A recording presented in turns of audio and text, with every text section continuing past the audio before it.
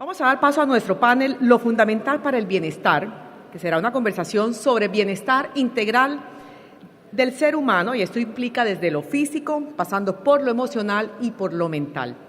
Para dar inicio al panel, quiero invitar, por favor, nos acompaña Margarita Ortega, periodista y presentadora, quien será la conductora de esta sesión académica. Recibámosla con un fuerte aplauso.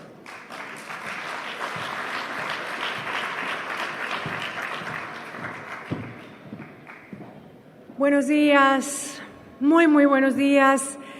Es para mí realmente un placer saludarlos en esta segunda jornada del 31º Congreso Nacional de las Cajas de Compensación.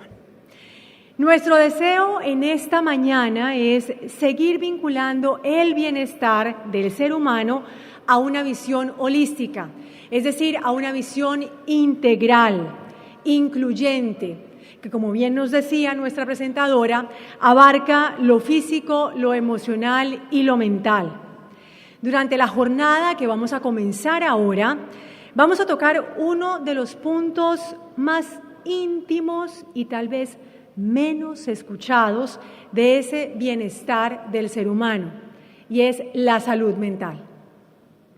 Lo que queremos y lo que les proponemos en este momento es que al terminar la jornada podamos reconocer qué está pasando con ese tema en nuestro país, en nuestro entorno cercano, en nuestro entorno familiar y laboral, y también con nosotros mismos, y que tengamos por lo menos algunas herramientas básicas para ayudarnos o para ayudar a otros desde el lugar en el que estemos, ya sea como amigos, como familiares, como empleadores o como prestadores de servicios de salud. Queremos entonces que la información, que el conocimiento comience a borrar el estigma y los prejuicios frente al tema de la salud mental, y que podamos hablar de un asunto que todavía en nuestro país se trata como tabú. Esa es la propuesta. Y para que continuemos con esa propuesta, mi pregunta ahora para ustedes es: ¿qué entienden por salud mental? Para eso, lo que les quiero pedir es que pongan sus teléfonos frente a ustedes, saquen esas pantallas móviles y hagan uso de ellas a través de nuestra web app, esa aplicación que ustedes ya saben usar desde el año pasado, desde el Congreso del año pasado. Sáquenla, ábranla y ahí van a encontrar unas preguntas que ustedes van a responder. Son 4 preguntas muy sencillas que los invitan a conectarse con sus emociones y a responder de manera muy honesta para que podamos entender entre todos cuál es esa idea, esa noción que tenemos sobre la salud mental. ¿Ya abrieron la web app? ¿Sí? ¿Están en ella? Muy bien. Entonces yo quisiera, si me ayudan nuestros amigos de la parte técnica, para que podamos ver, en unos instantes me están diciendo, esas preguntas en pantalla, y para que juntos empecemos a responderlas. Es muy importante para que con estas respuestas que ustedes nos den, nosotros podamos darles a ustedes un feedback y abramos mejor el panorama del tema de la salud mental.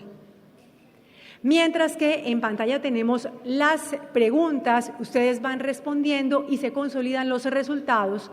Yo voy a llamar aquí al escenario a la doctora Lina María González Ballesteros.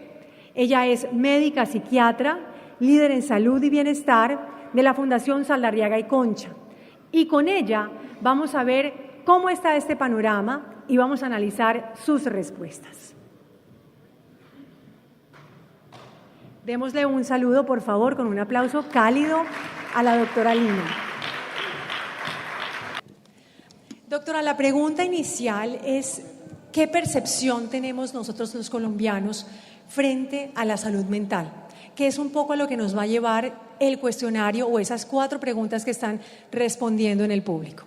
No quiero sesgar las respuestas, pero quiero empezar solamente con una anotación, Margarita, y es: pensar en salud mental creo que es de los temas más difíciles que tenemos las personas en general. Ahí ya estamos empezando a ver respuestas Mientras que nos vamos acercando, hablemos un poco sobre esa noción sin que con ese criterio se llegue a sesgar las respuestas que nos están dando. Perfecto. Para ir introduciendo el tema. Nosotros hicimos este año un ejercicio muy bonito preguntándole a la gente sobre estigma y salud mental y discapacidad psicosocial específicamente. Y cuando les preguntábamos a las personas qué era salud mental, la primera respuesta era un largo silencio, ¿sí?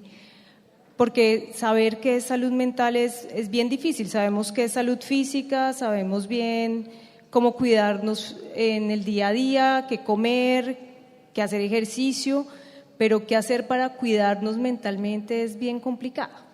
Vamos entonces a ver qué nos están respondiendo, ¿Qué nos están diciendo? ¿verdad? ¿Qué nos está diciendo nuestro público para que empecemos a ver qué es lo que tenemos que hacer para cuidar nuestra salud mental y para entender qué es la salud mental? Ajá. Hagámonos acá, a ver si nos regalan la imagen nuevamente de cómo están las respuestas de la aplicación. ¿Las tenemos? ¿Estábamos viéndolas? Bueno, allá, ya están acá, porque aquí sí las tengo en pantalla, pero quería que todo el mundo las pudiera ver. Bueno, entonces, empecemos con la primera pregunta. Dice, en una escala de 1 a 4, en la que 1 es muy poco probable y 4 muy probable, indique qué tan probable considera que usted pueda llegar a sufrir un problema mental. Las respuestas están casi todas en el mismo rango de probabilidad, digámoslo así. Muy poco probable, 33.33%, poco probable, 33.33% y bastante probable, 33.33%. ¿No? La segunda pregunta es, Pero fíjate que ya empezó a cambiar. Ahí empezó a cambiar. Ahí no se empezó a cambiar. A ver, aquí está. Esta es la segunda. Sí. Esta es la segunda. ¿Qué tan probable es que una persona con enfermedad mental pueda realizar actividades de la vida diaria como trabajar o estudiar? Que es una gran duda que se plantean todos aquellos que se preguntan en algún momento por emociones por las que están pasando o problemas de salud mental que pueden estar atravesando y no saben si van a poder tener una discapacidad social. Pues las respuestas nos indican que hay un 33.33% de personas que piensan que es poco probable llevar una vida socialmente normal cuando se tiene un trastorno mental. Bastante probable un 27%, bueno, aquí vuelve a cambiar, un 35% y muy probable un 35%. Vamos con otra pregunta, la tercera pregunta. Aquí está la tercera pregunta. Dice, durante los últimos 30 días, ¿se ha sentido aburrido, deprimido o desganado? Sí. Un 58.33%, no un 41.67%. Esta es una pregunta bien importante y hace parte de un cuestionario que se denomina Hooley, que lo tiene el Ministerio de Salud en la Guía de Práctica Clínica de Depresión, y nos empieza a mostrar signos, es solamente una tamización de cuánto riesgo tenemos de terminar haciendo una depresión. Entonces aquí ya, y le agradezco al público la honestidad, aquí ya empezamos a ver que en ocasiones no nos sentimos bien en el día a día, nos sentimos desganados, nos sentimos cansados. Valdría la pena ver la última. Sí, veamos la siguiente pregunta, la cuarta pregunta. Aquí está. Durante los últimos 30 días, ¿ha notado menor interés o placer al hacer las cosas? Hay un empate. Dice sí, un 50% y no un 50%. Ahora sí, doctora, bueno, aquí ha cambiado un poco, pero es realmente muy, muy poquito, volvió a empatarse. Doctora, viendo estas preguntas, a mí me parece que las dos primeras tienen una gran relación con la noción que tenemos sobre el trastorno mental, ¿verdad? ¿Cómo ve usted, de acuerdo a esos porcentajes de respuesta que fueron tan similares en la primera pregunta, casi todas un 33.33%, esa noción, esa idea de la que comenzamos a hablar hace un par de minutos? Sí, fíjate que es interesante cuando uno contrasta la primera pregunta que tú anotas, en donde nos preguntamos qué tan poco probable es que alguno de nosotros podamos tener un problema mental. Y como lo decías tú, el 33% se discriminó en las 3 primeras posibles respuestas.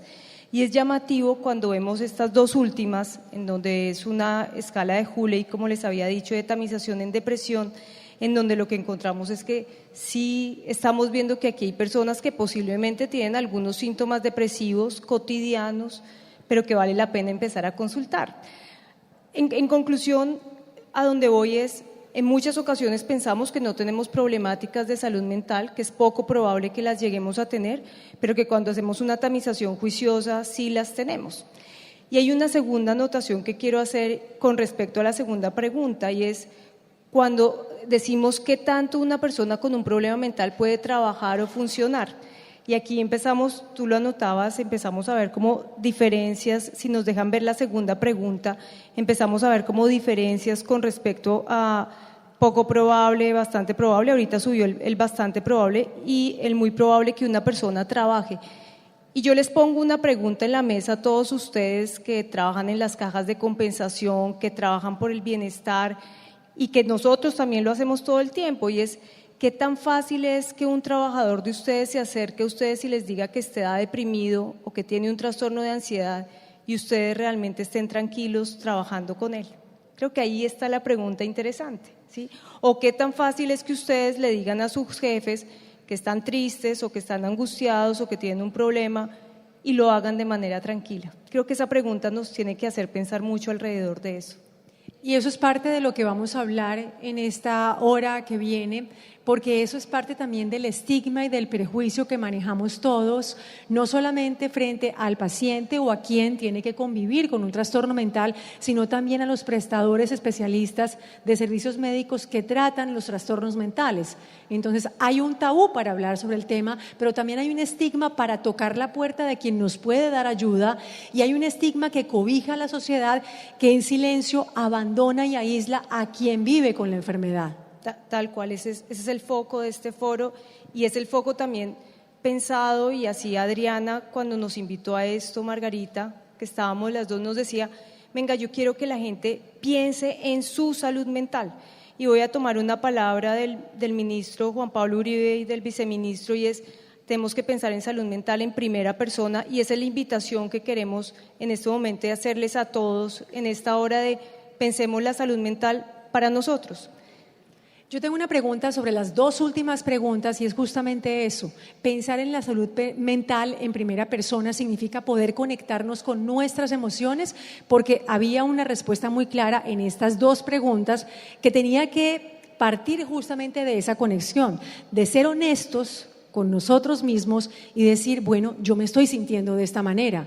Y en este momento el sentirme así ya está representando una problemática más avanzada en mi manera de relacionarme con la vida y con lo cotidiano.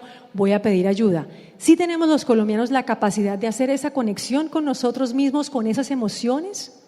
Margarita, hiciste la pregunta creo que más importante de estas. Cuando se hizo la encuesta nacional de salud mental, uno de los hallazgos más interesantes es que se pusieron 4 fotos, ¿sí? En donde veíamos una persona triste, una persona alegre, una persona con rabia, una persona con miedo. Y los colombianos, el 90% reconocemos divinamente la tristeza. Todos sabíamos cuál era la cara feliz. Perdón, la cara feliz estaba hablando. Reconocemos fácilmente la felicidad. Y lo llamativo es que no reconocemos fácilmente, solamente el 46% reconocía una cara triste, ¿sí? Y como no reconocía una cara triste y no reconocía una cara de miedo, eso que tú preguntas nos dificulta la empatía. Los colombianos tenemos dificultad para reconocer cuando hay un otro que está triste, o tenemos miedo para reconocerlo, y también se nos dificulta reconocer la rabia de las personas.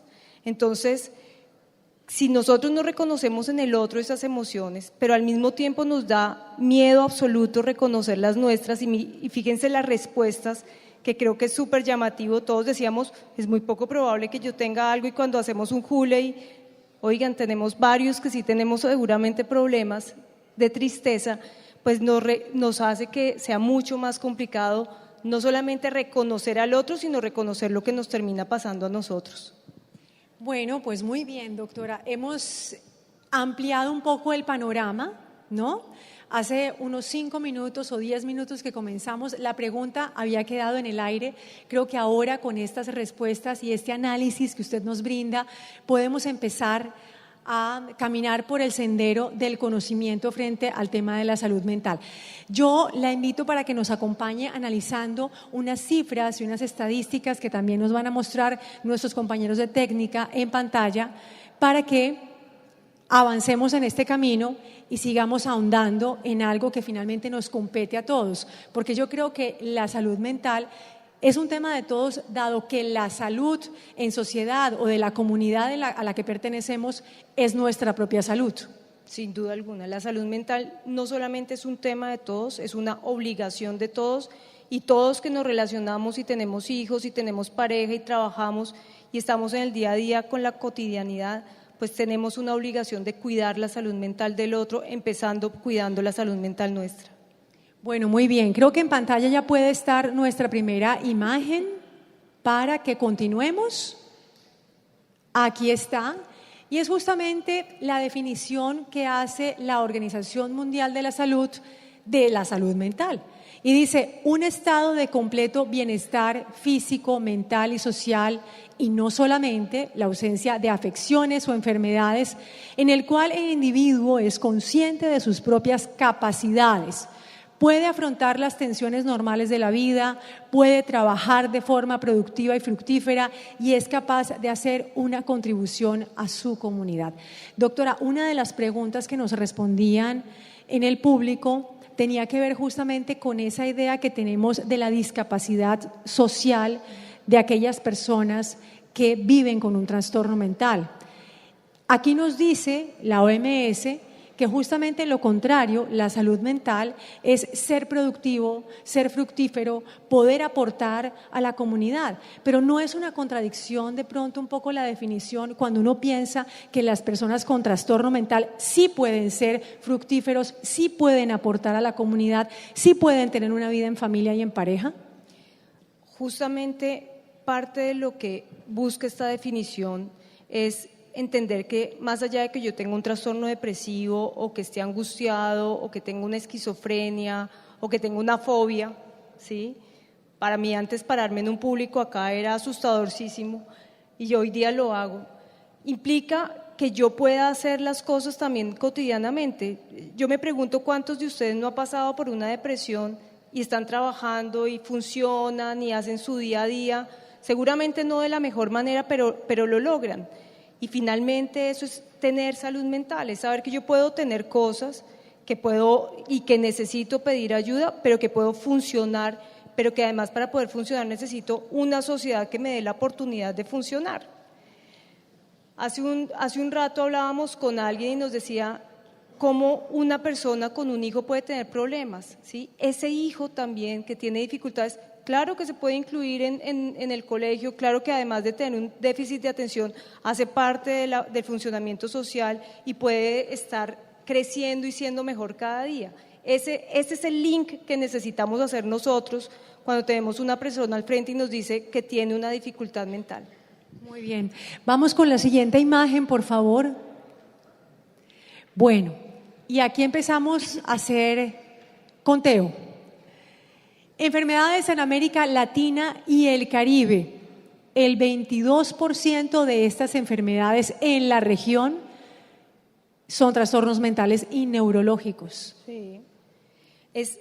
Y yo estoy casi segura, y ahora que venga el doctor Clement, vamos a ver que seguramente es mucho más, ¿sí? Aquí estamos contando los trastornos mentales en general y aquí está incluida la epilepsia por un tema de decisión, digamos a nivel gubernamental y macro.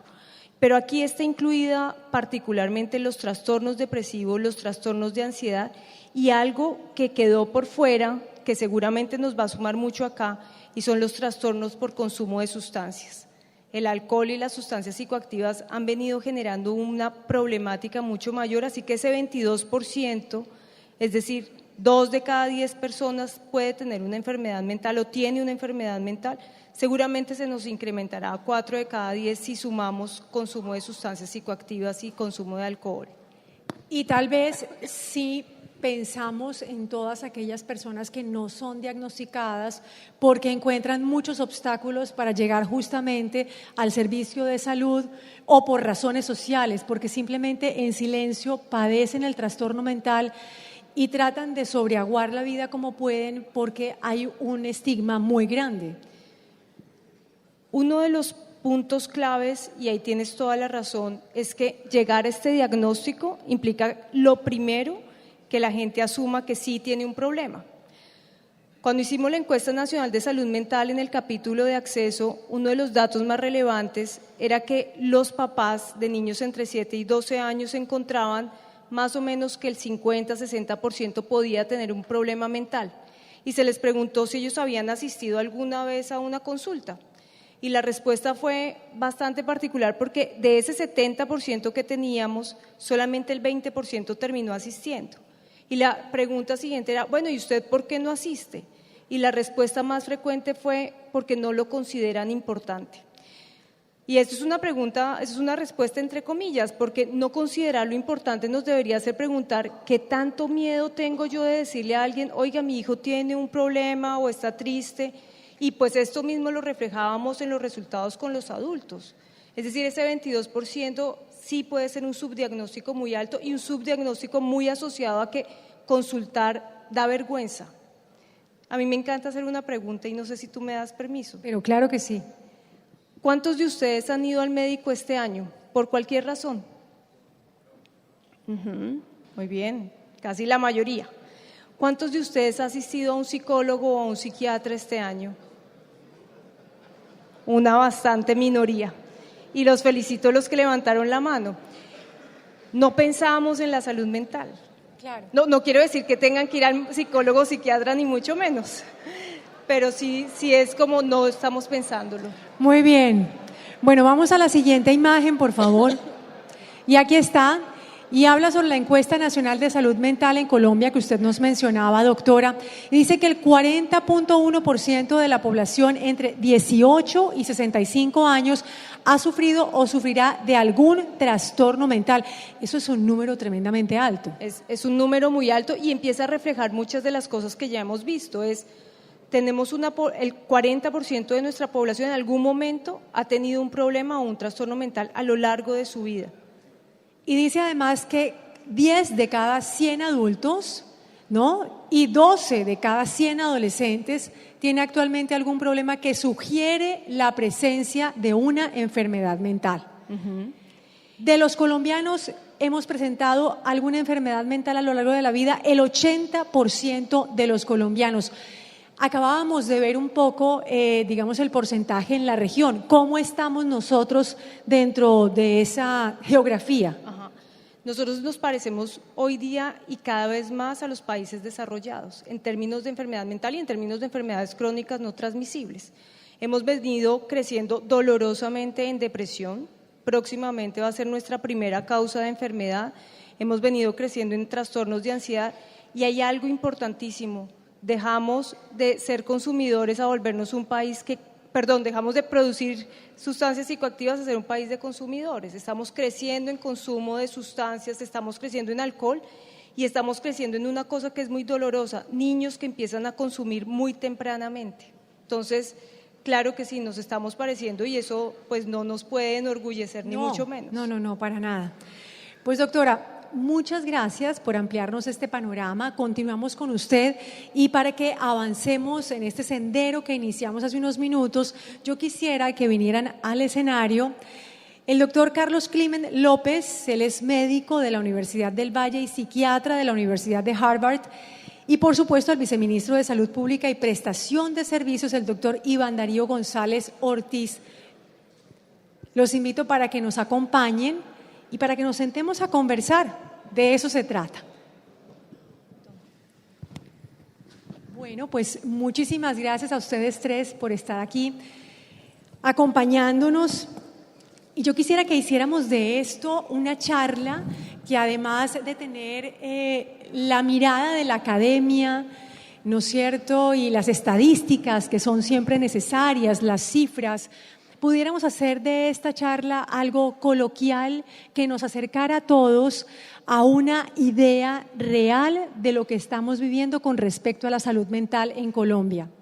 Por eso, y un poco llevándolos a recordar la definición que leíamos hace unos instantes en la pantalla, que nos daba la Organización Mundial de la Salud, y trayendo a colación esta, que es la que da la Organización Panamericana de la Salud, que define la salud mental como aquella dimensión de las relaciones entre las personas y grupos que les permite propender por la transformación de condiciones y calidad de vida a favor de sí mismos y de sus colectivos. Quisiera que comenzáramos esta charla entendiendo realmente, voy a decirlo de manera muy coloquial y espero me disculpen, es cómo se comen estas definiciones. Lo digo como cualquier ciudadano de a pie. Y lo digo así porque creo que eso también, o esa también, es una de las barreras que nos distancian con respecto a la salud mental, a la idea que tenemos de salud mental. Porque la definición está muy bien en el papel. Pero si yo soy una persona que siente que debe pedir ayuda, o tengo un familiar, o un amigo, o un empleado que necesita ayuda, esa definición realmente a mí no me sirve, porque no me permite definir en qué grado está y qué ayuda debo ir a buscar. Así que, por favor, ustedes bríndennos una aclaración de ese par de definiciones y humanicemos un poco más esto de la idea que debemos tener desde la mirada de ustedes de la salud mental. Doctor Climent.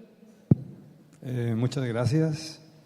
En primer lugar, agradecer a Adriana Guillén por esta invitación, que es una oportunidad para nosotros en este foro de transmitir a esta audiencia extraordinaria en muchos sentidos, y yo estoy pensando en uno específico, y es la posibilidad que tiene este grupo de replicar y de llevar a sus lugares de trabajo un mensaje sobre lo que es la salud mental y lo que podemos hacer en términos de salud mental, que es mucho. En cuanto a la definición de salud mental, hay tantas definiciones de salud mental como pensadores en el mundo. Así que no nos detengamos demasiado a limitarnos a una definición o a otra de salud mental. La definición que a mí más me gusta de una persona con salud mental es la definición de Sigmund Freud, que decía que alguien con salud mental es capaz de amar y trabajar.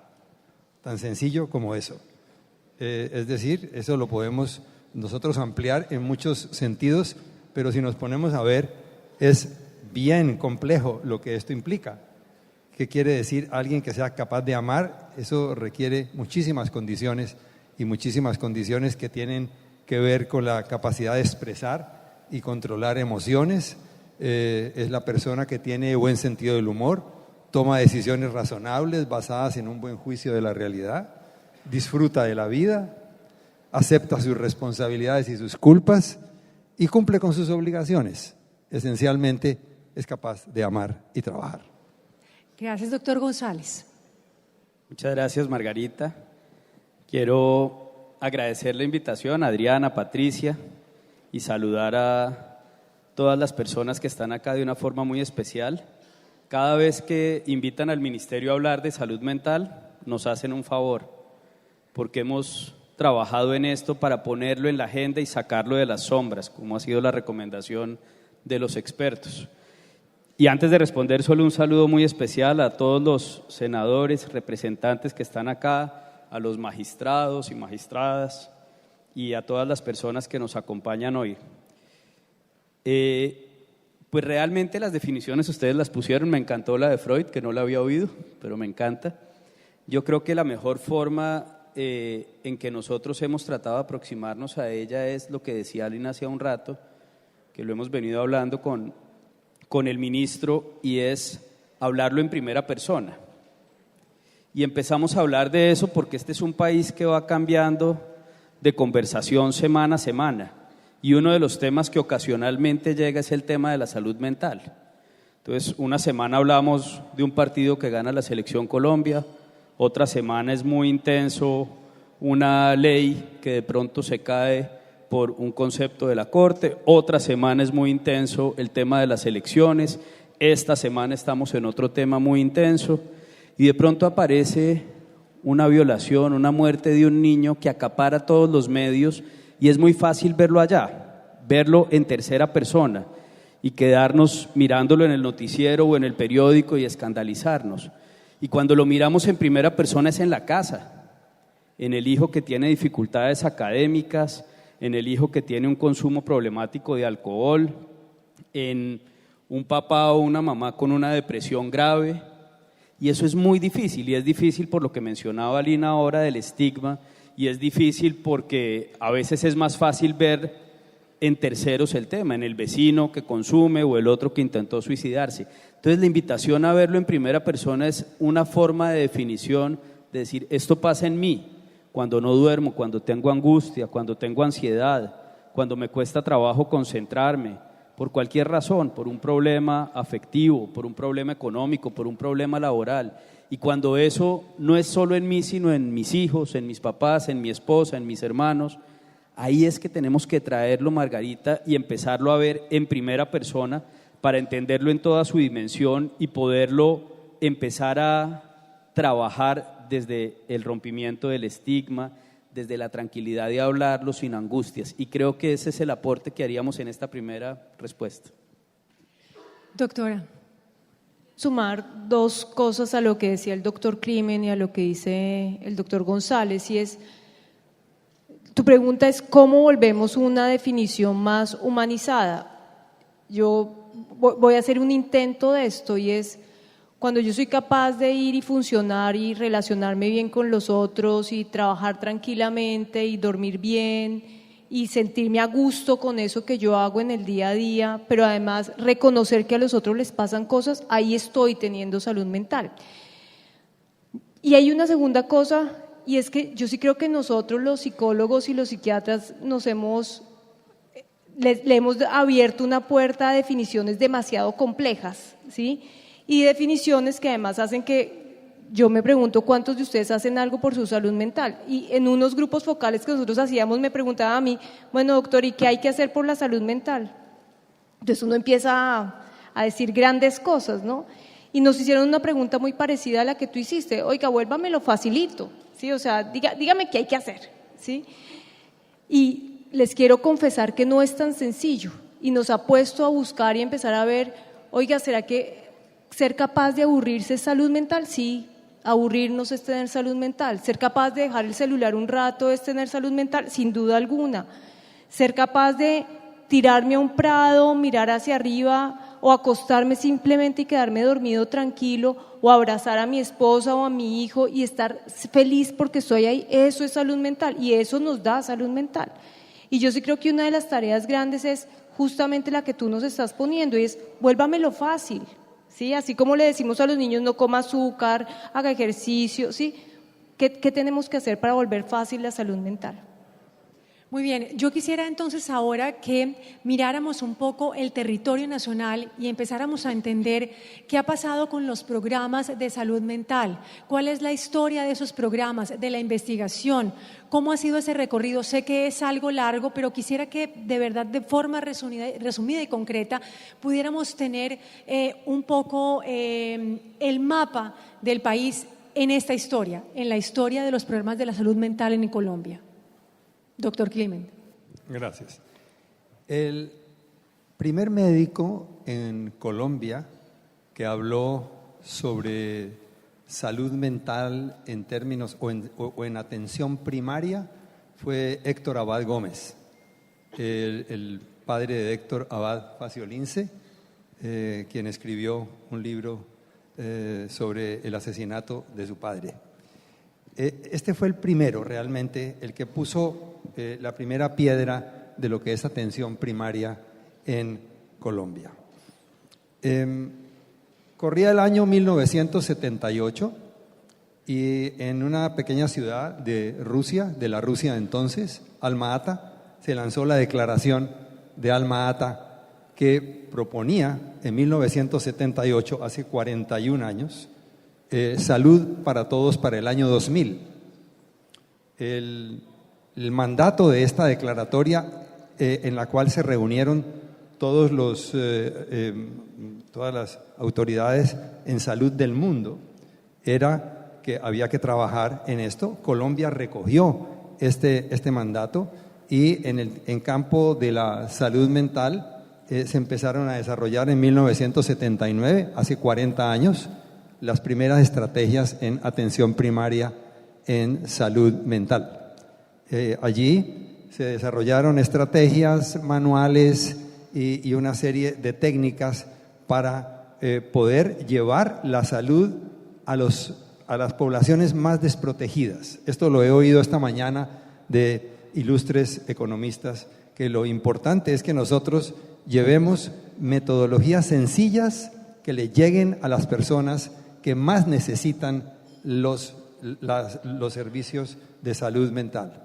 En esta experiencia que se desarrolló en varias localidades cercanas a Cali, la Universidad del Valle, el Departamento de Psiquiatría, llevó a cabo una serie de programas donde la promotora de salud, con 5 años de primaria, identificaba los pacientes esquizofrénicos en la comunidad y los pacientes deprimidos, se los refería a un médico general y recibía la supervisión periódica de un especialista. Esto fue un proceso que tomó unos 15 años más o menos, pero estas estrategias que probaron y que todavía siguen funcionando, muchas de ellas, los cuestionarios siguen utilizándose hoy, 40 años después, se fueron diluyendo con el tiempo, porque así pasa. Lo que ocurrió a nivel mundial, la caída dramática de los precios del petróleo, la aparición de los jinetes del apocalipsis como por ejemplo el SIDA y el VIH, y el renacimiento de enfermedades crónicas que habían desaparecido pero que volvieron a tomar fuerza, como la malaria y la tuberculosis, hicieron que los presupuestos que había para esos programas de atención primaria se fueran diluyendo, y fue así como se fueron abandonando las cosas. Afortunadamente en Colombia la ley 1616 del 2013 de salud mental y posteriormente la Política Nacional de Salud Mental el año pasado, en noviembre, recogieron de nuevo lo que es el reencauche de los programas de atención primaria en salud mental, y en eso estamos. Tenemos que tener en cuenta que hay ciertas limitantes que nosotros debemos tener en cuenta muy cuidadosamente, de las cuales podemos hablar más adelante, como son los grandes prejuicios que hay al respecto de la enfermedad mental a todos los niveles, porque no es solamente a nivel de la sociedad. El mismo paciente tiene sus prejuicios, la familia del paciente tiene sus prejuicios, el médico tiene sus prejuicios, los especialistas tienen sus prejuicios, el Estado tiene sus prejuicios. Es decir, tenemos que combatir estos prejuicios de una manera efectiva para que estos programas realmente tengan un éxito.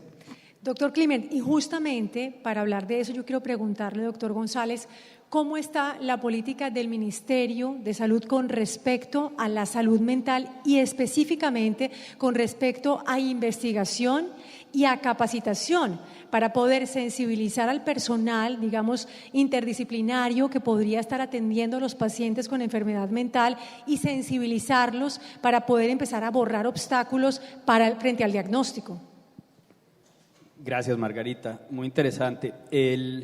Yo empezaría con un tema que me parece relevante, y es la intencionalidad, la expresión del presidente Duque y del ministro de decir esto es una prioridad.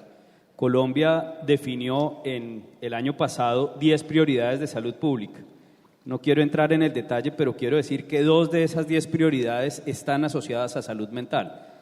la salud mental y el consumo de sustancias psicoactivas. Lina lo dijo, nos hemos preocupado mucho por ser productores de estupefacientes, pero además nuestros adolescentes están consumiendo, entonces esas dos políticas son prioridad. Segundo tema, lo incluimos en el Plan Nacional de Desarrollo, tanto en las bases del Plan Nacional de Desarrollo como en metas específicas. Queremos intervenir la tasa de suicidios. Este es un país que tiene al año 28.000 intentos de suicidio, de los cuales se consuman cerca de 2.700. Es decir, tenemos un problema allí. Ahí hay una meta en el plan de desarrollo, hay otra meta por consumo de sustancias. Y con base en eso, hemos avanzado en dos cosas. Lo primero, construimos sobre lo construido en una política de salud mental que venía trabajando el Ministerio de Salud en los últimos años. Cerramos filas alrededor de eso, actualizamos lo que hay que actualizar y en diciembre del año pasado sacamos la política de salud mental y logramos ponerla en la calle. Y en enero de este año, después de un trabajo con 15 expertos de diferentes disciplinas, psiquiatras, psicólogos, trabajadores sociales, inclusive exconsumidores o exadictos, trabajamos la política contra el consumo de sustancias psicoactivas. Y esas dos políticas han sido, digamos, llevadas a diferentes eventos, más de 15 eventos, más de 6.000 personas capacitadas en conjunto con la Fundación Saldarriaga Concha. El ministerio es un ministerio que formula política pública y ese ministerio tiene que trabajar con gobernadores y alcaldes. Entonces desarrollamos una guía técnica, yo de manera grosera digo un checklist, para que un gobernador o un alcalde diga cómo cojo esa política y la hago simple, Lina, en mi territorio. Entonces es una lista de 10 cosas que deben hacer los mandatarios y trabajaremos en la transición para eso. Adicionalmente, el día de ayer, y el ministro hablando de definiciones, ayer decía, estábamos en una ETCR lanzando la segunda fase del programa Salud para la Paz, que tiene un componente muy relevante de salud mental, y el ministro decía, la salud son el manejo de las emociones, la salud es la relación con los otros. Lo que pasa es que a veces se lo prestamos a un médico, a veces se lo prestamos a un hospital, a veces lo ponemos en manos de un equipo, pero la salud está en nosotros, la salud mental está en el día a día. Y en ese programa de Salud para la Paz hay todo un componente de salud mental para formar gente en las comunidades y creo que eso es relevante. Paso a otro tema que me encantaría dejar para quienes tengan inquietud en el tema. Estuvimos acompañando al Ejército, a la Armada y a la Fuerza Aérea en el lanzamiento de un programa de salud mental para sus tropas, donde tienen suicidio muy alto y temas de salud mental, como es obvio. Increíble, una aplicación donde uno entra y hay un chat en vivo para hablar temas de salud mental desde un chat, donde hay una línea de llamada 24 horas, unas pulseras como esas que se usan para otras causas, todo un programa de salud mental que ha venido trabajando las fuerzas militares y que estamos acompañándolos en eso. Adicionalmente, hemos avanzado en apoyar temas de investigación. Quisiera solo mencionar una de las que más nos ha llamado la atención, muy por lo que decían al principio, y es una investigación que se está desarrollando en consulta. Entonces, le enseñan a un grupo de médicos, doctor Clement, a identificar temas de salud mental, y cuando las personas van porque les duele la rodilla, o les duele la cabeza, o les duele el estómago, les hacen esa aproximación, y los resultados hasta ahora son bastante impactantes. 1 de cada 4 personas que va por cualquier motivo de consulta tiene un tema de salud mental asociado. Entonces, ese tema de investigación con cooperación internacional en las regiones está avanzando. Y tal vez pudiera cerrar con 2 cosas. La primera es, este año el presupuesto del Ministerio de Salud excede los 400.000 millones de pesos en los temas que están incluidos dentro del plan de beneficios. Se incluyeron el año pasado 21 nuevos medicamentos, y eso es todos los recursos que se ponen al servicio de la población a través del plan de beneficios. Hay además cerca de 50.000 millones de pesos que se trasladan a los territorios para hacer temas de intervenciones colectivas, para la atención a víctimas, etcétera, y algunos otros recursos. Es decir, hay cerca de $500 millones de pesos destinados solo a temas de salud mental. Cierro diciendo que esperamos sacar en las próximas semanas un COMPES de salud mental que define la política de este país alrededor de la salud mental y le inyecta recursos para poder tener una visión de largo plazo. Doctor, yo quisiera hacer una pregunta muy puntual sobre un tema que usted tocó y es la socialización y sensibilización de los médicos, no solo especialistas, sino de los médicos generales, porque tal vez uno de los muchos obstáculos que encuentran los pacientes es que cuando llegan a la consulta, ¿verdad?, en la EPS y finalmente logran tener la consulta con el médico general no los remite a tiempo donde el especialista y tal vez por eso no se logra llegar al diagnóstico. ¿Cómo se está capacitando al equipo médico? Usted nos explicaba una parte, pero ¿cómo se está poniendo esto en la práctica para que los pacientes puedan llegar y solicitar esa ayuda casi que de inmediato y no esperar a que el paciente que está con depresión, que lleva 6 o 7 meses padeciendo la depresión, tenga que esperar mucho más tiempo para poder llegar al especialista? Muchas gracias. Quiero devolverme a las políticas porque lo hacemos desde ahí. Las dos políticas tienen 5 ejes. El primer eje es la promoción de la salud mental y tiene todo que ver con entornos saludables en la familia, en el colegio, en el trabajo, estamos trabajando en eso. La segunda tiene que ver con prevención de los temas de salud mental, donde ya nos salimos del entorno de las personas y nos concentramos en fortalecer las capacidades de las personas, la resiliencia, la tolerancia a la frustración, el manejo de las emociones. El tercer eje es el de atención, el fortalecimiento de la capacidad de atención. Y ahí venimos trabajando en algunos temas distintos. Primero, invirtiendo en una mayor capacidad para salud mental. Un ejemplo, el Hospital Mental de Risaralda. Ejemplos de cómo invertimos, ambulancias para los sitios de salud mental, de farmacodependencia, etcétera. De hecho, hace un mes trabajamos toda la mañana en el Hospital San Camilo de Bucaramanga, precisamente en el tema de salud mental y farmacodependencia, rehabilitación. Bueno, ahí es donde estamos trabajando para capacitar a los médicos. Lo hemos hecho también con las facultades de medicina, con gran apoyo de la academia en esto, hablando de esto con ellos.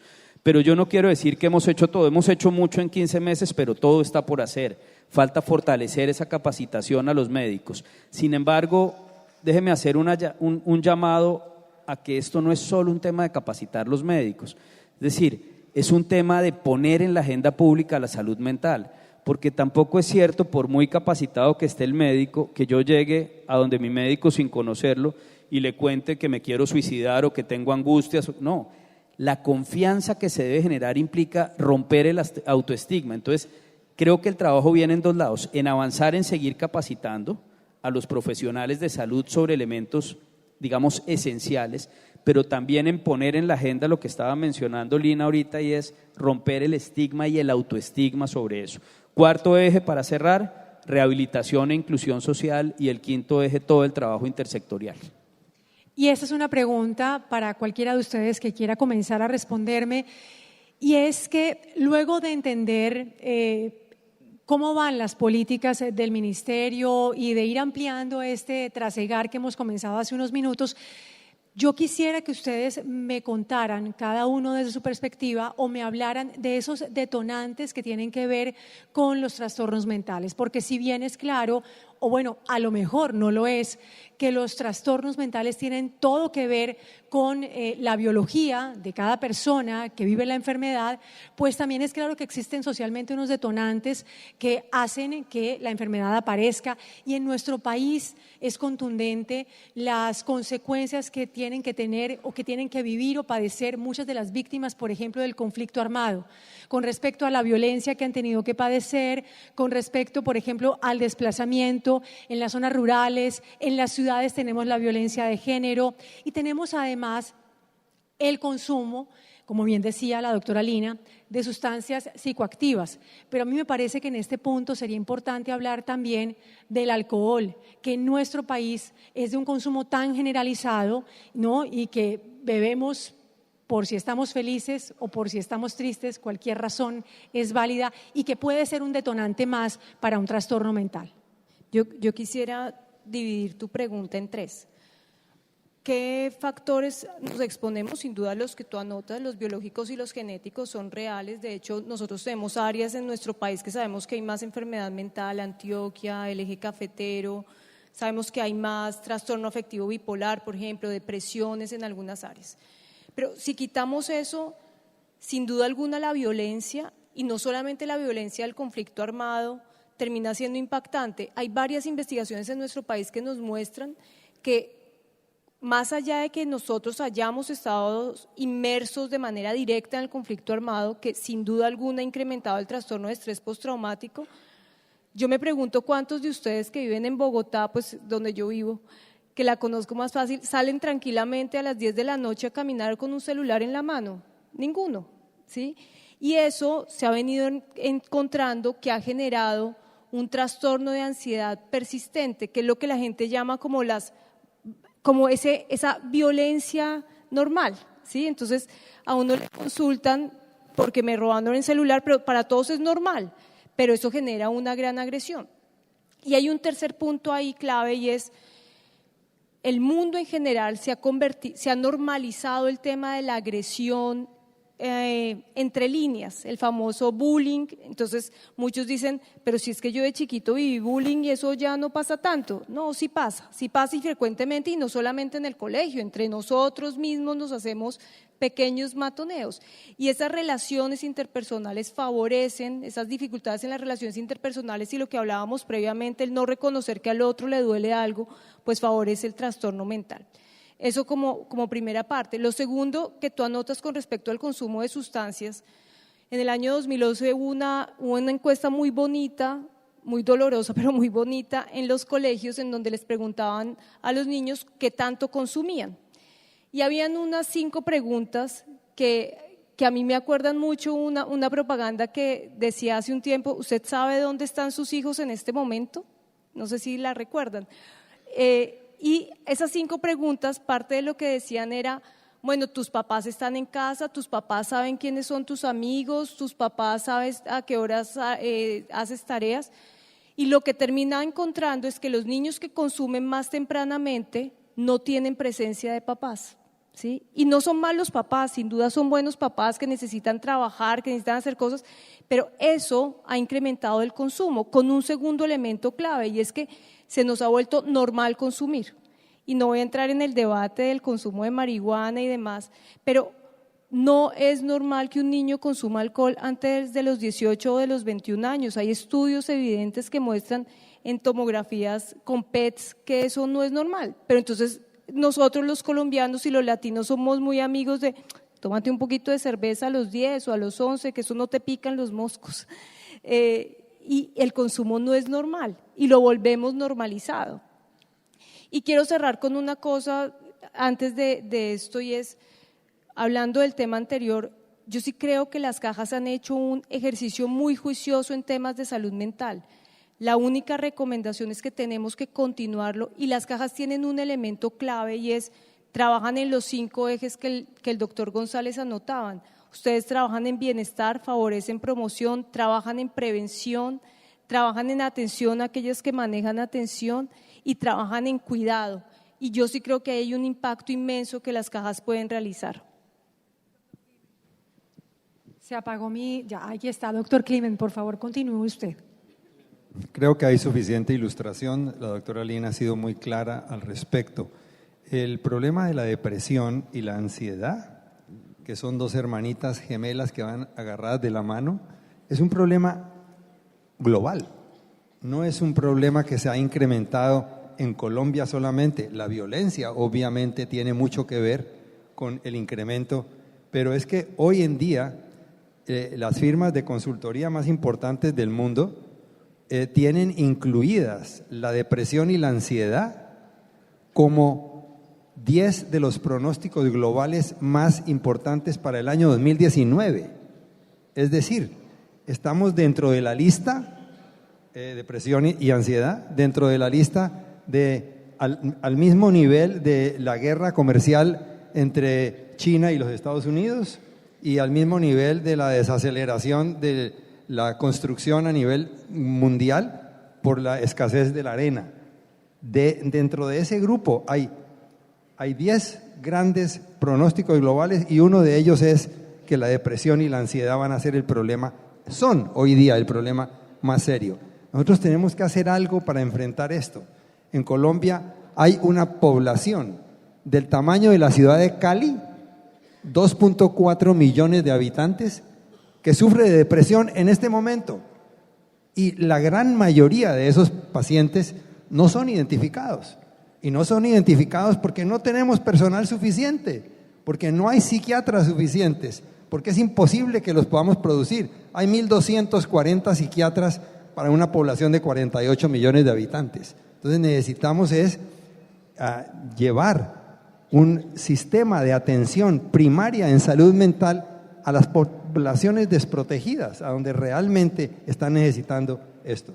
Y allá es donde nosotros tenemos que trabajar con el Ministerio en la Política Nacional de Salud Mental y trabajar con las cajas de compensación.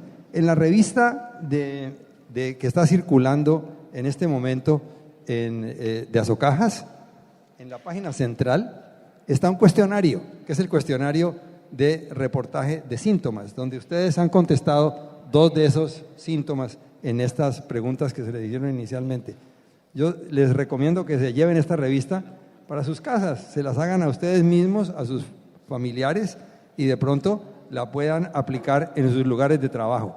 Esta es una forma de hacer atención primaria y está en manos de nosotros. Si nosotros informamos, la información es poder y la información nos puede llevar a aclarar un asunto tan importante como este. Doctor González. Gracias. Yo quisiera responder también, digamos, como en 3 grupos.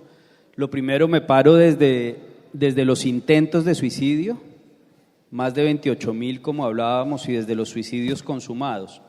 El 65% de los intentos de suicidio son en mujeres, pero más del 80% de los suicidios consumados son en hombres.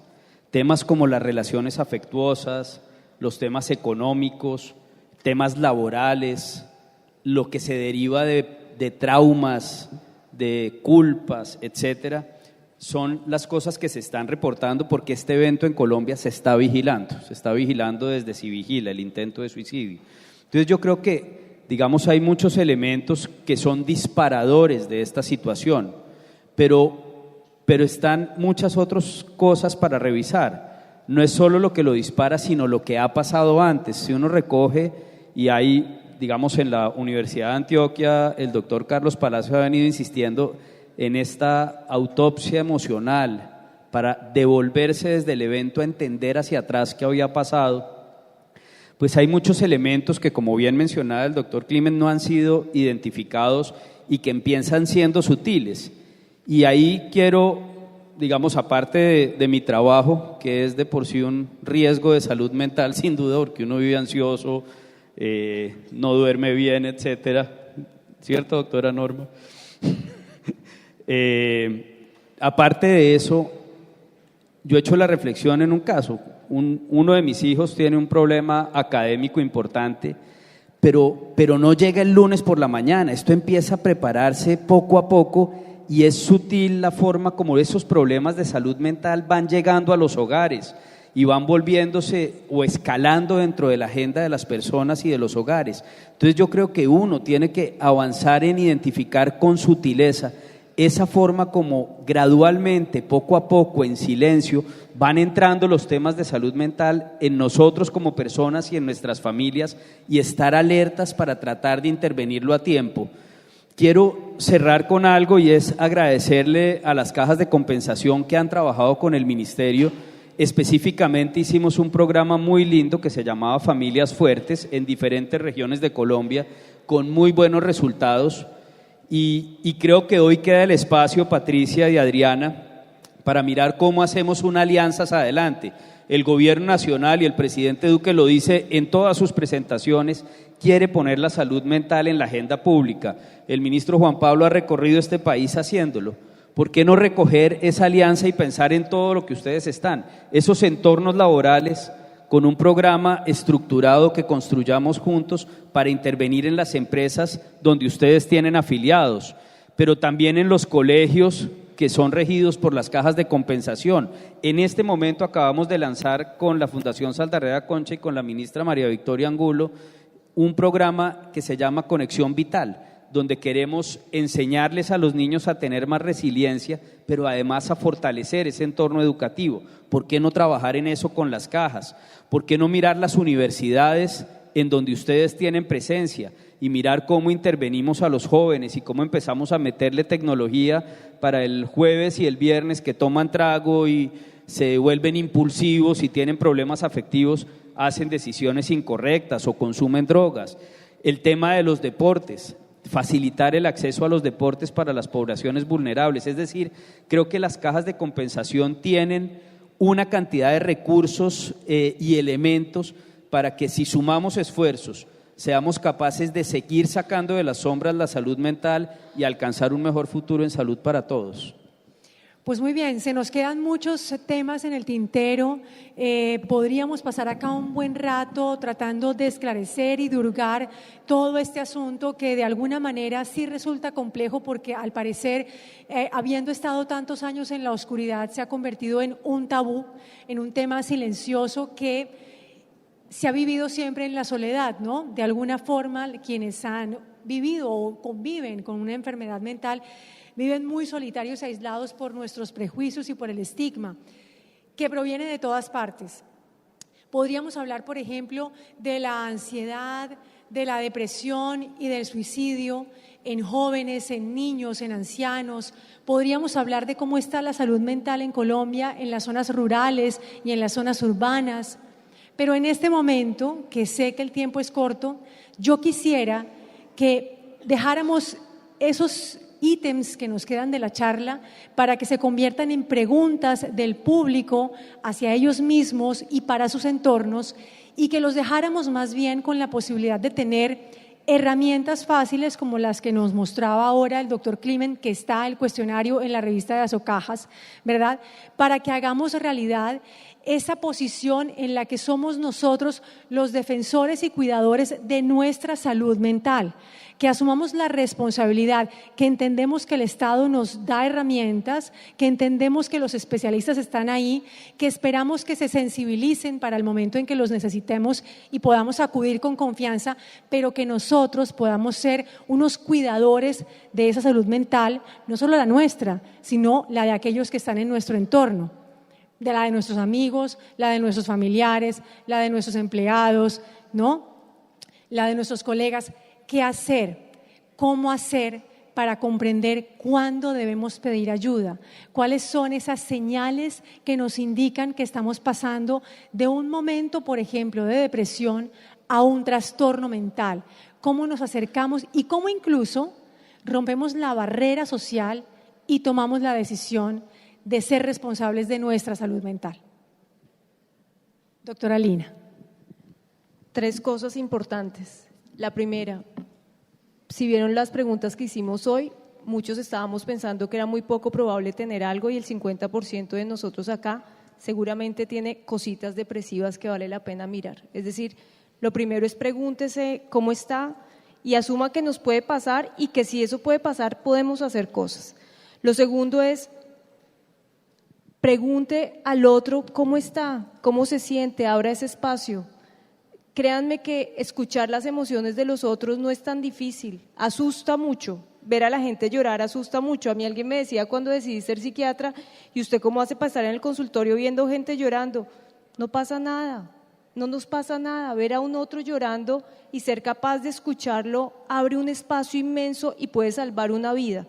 Y lo tercero es, si usted ve en su casa, en su familia, consigo mismo, con sus amigos, que hay cambios en el comportamiento de una persona, acérquese y dígale que puede recibir a alguien que le puede ayudar y que eso seguramente le va a cambiar no solamente su vida, sino también su perspectiva de funcionamiento. Doctor González. Bueno, pues yo creo que, digamos, lo primero sí quisiera insistir en el tema del estigma, porque nosotros, creo que a nadie le da pena decir que es hipertenso. De hecho, en ciertos momentos de la vida es hasta chévere tomar pastillas y compartir médicos y hablar de estas cosas, pero casi nadie se atreve a decir, no, es que tengo una depresión horrible porque X, Y o Z, y yo creo que hay que vencer eso. Lo segundo que yo diría es estar alerta. Yo ponía el ejemplo de lo de mi hijo, pero es verdad, ¿en qué momento un tema que no parece ser un problema se vuelve un problema? ¿Cuándo empezamos a hablar de él? ¿Cuándo se tornan difíciles las relaciones en la casa por ese tema que empezó siendo tonto? Entonces yo creo que si tenemos autoestigma y tenemos, digamos, esa capacidad de estar alerta frente a estas situaciones, vamos a avanzar mucho en esto. Y creo que lo tercero, simplemente reiterar lo que dijo Lina, es hablar con otros del tema y no sentir miedo ni por preguntar ni por hablar sobre los temas que estamos sintiendo. Doctor Climent. Tenemos que entender, Sí, señor. tenemos que entender que los prejuicios están a todos los niveles. El paciente que tiene una depresión es el primer prejuicio. Él no quiere aceptar que tiene una depresión. ¿Por qué? Porque si él acepta que tiene una depresión, eso es una manifestación de debilidad personal. Él prefiere que le digan que tiene cáncer, parece mentira, antes de aceptar que tiene una depresión. La familia de este paciente dice, ¿cómo así? Deprimido. Usted lo tiene todo, ponga de su parte. Usted no tiene nada. El médico al que llega ignora el 30% de las consultas que llegan a un servicio médico son consultas psiquiátricas, son problemas mentales y no son identificados. ¿Por qué no son identificados? Porque el médico no los identifica, sea porque no los hemos entrenado adecuadamente o sea porque ellos tienen sus propias resistencias. El empleador también es otro que tiene una cantidad de prejuicios. Los pacientes me dicen a mí, por favor no me vaya a poner en esa excusa que yo tengo una depresión porque me sacan del trabajo. Diga que tengo un problema de colon y entonces así no me sacan del trabajo. Entonces los prejuicios están a todos los niveles. Los prejuicios también hacen parte del Estado. El Estado ha considerado la salud mental siempre como la cenicienta de la salud pública y nunca hay presupuestos suficientes para la salud mental. Ojalá con esta política nueva de salud mental vamos a tener presupuestos mejores, pero nunca los ha tenido. Esa es una realidad. O sea que tenemos que tener en cuenta que los prejuicios son generales y abarcan todo el espectro.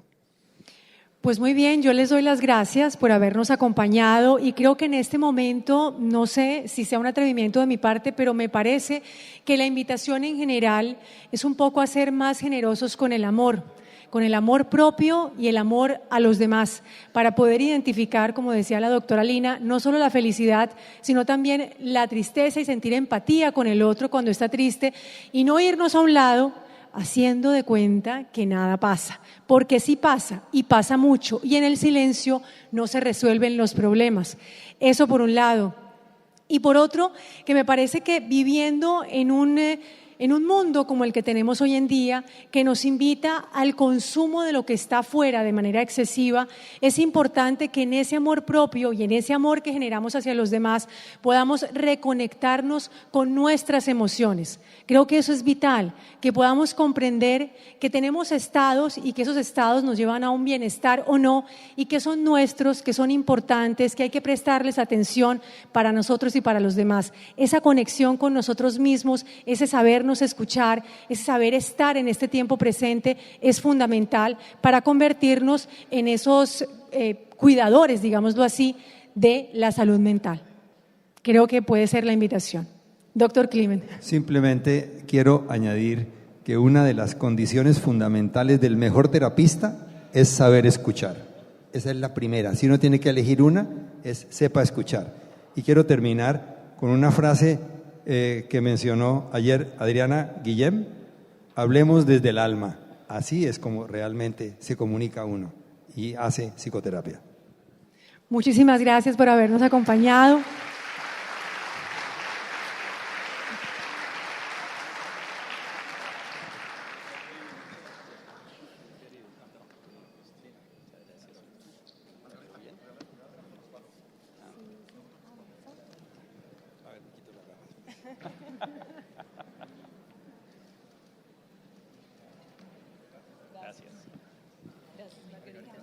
Muchas gracias, oíste.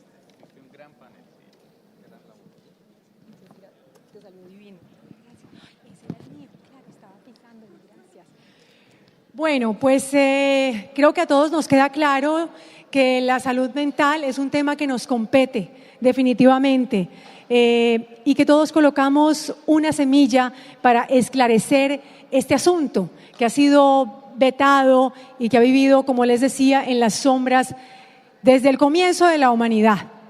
Por eso vamos a dejar que las personas que nos hablan desde la academia, desde los números, desde las cifras, tomen asiento y vamos a invitar ahora a nuestro escenario a dos personas que nos van a hablar desde lo cotidiano, desde la vivencia personal.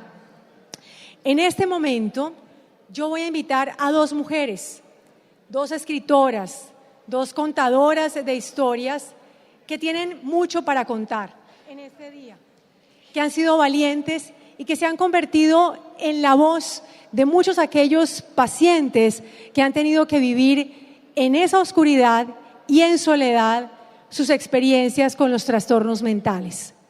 Invito ahora al escenario a Piedad Bonet.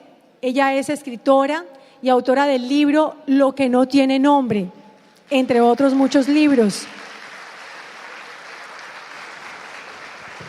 Y a Catalina Gallo, que es periodista y bloguera, autora del libro Mi bipolaridad y sus maremotos.